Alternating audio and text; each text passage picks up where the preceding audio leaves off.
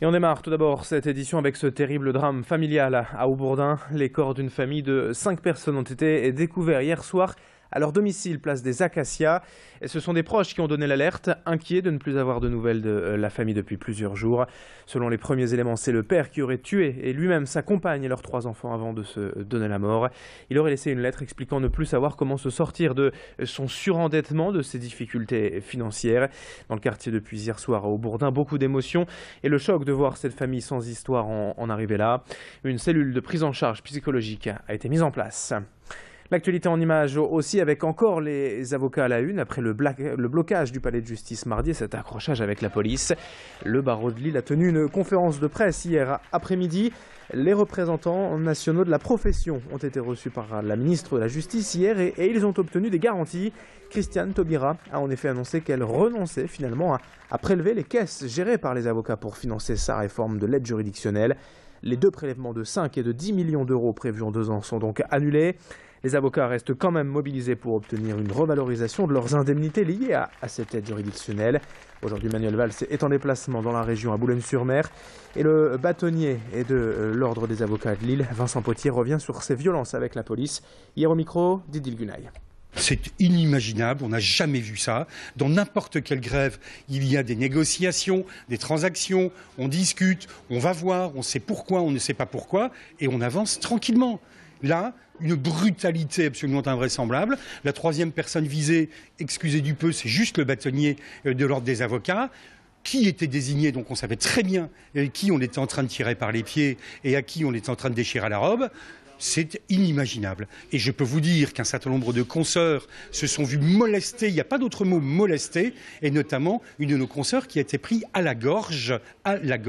Madame Taubira, là-dessus, a indiqué qu'elle ferait une enquête. Je m'en réjouis et j'aimerais qu'elle nous donne les résultats de cette enquête. On poursuit avec l'actualité des migrants du Jardin des Olieux à Lille-Moulins. Hier, une délégation, un collectif de riverains et de l'Église de la Réconciliation se sont assemblés devant la cité administrative pour retrouver une solution et tenter d'accélérer les procédures de détermination des âges de ces migrants, car aujourd'hui la prise en charge diffère très nettement, que l'on soit majeur ou mineur. Et pour la plupart, aujourd'hui, ils sont entre 2 eaux, sans statut et ne bénéficiant donc d'aucune aide. Mais hier, faute de demande préalable, le collectif n'a pas pu rencontrer la direction départementale de la cohésion sociale. Le combat continue tout de même et Idil Gunaï a pu rencontrer un migrant originaire de la République démocratique du Congo. On écoute son témoignage. Depuis que nous sommes arrivés ici en France, on vit dehors.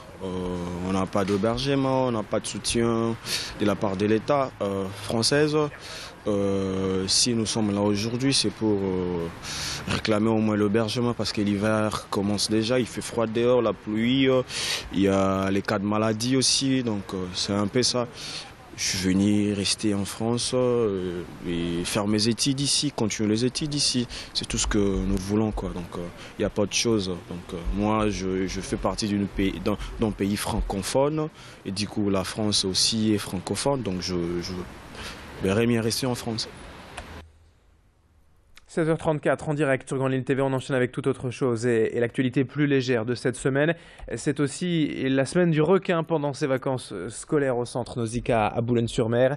L'aquarium vient d'ailleurs à la rencontre de son public ces jours-ci au centre commercial V2 à Villeneuve-d'Ascq, en faisant gagner des entrées, des places pour cette semaine du requin, pour permettre aussi aux enfants de se faire prendre en photo entre des poissons gonflables télécommandés. Et le but principal est évidemment de défendre la cause du requin, animal menacé, jugé dangereux mais pourtant essentiel à l'écosystème marin. On écoute d'ailleurs ces enfants ravis de cette initiative hier. Faire voir les requins. J'ai fait des photos. Marrant et ça fait bizarre de voir des poissons voler. Plein de poissons, aux aquariums. Pour regarder les requins et les poissons, j'ai un petit peu peur.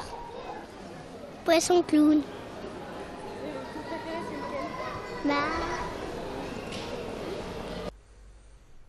Et puis pour terminer, nous partons à la découverte d'une entreprise régionale spécialisée dans l'imagerie aérienne.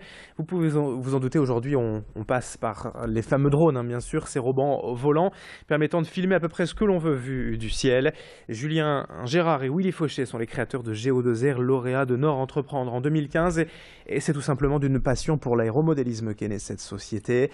Ils proposent donc aujourd'hui leur service, leur drone lors de chantiers pour l'inspection d'un site, une analyse thermique ou la cartographie d'un lieu. La communication événementielle est aussi intéressée.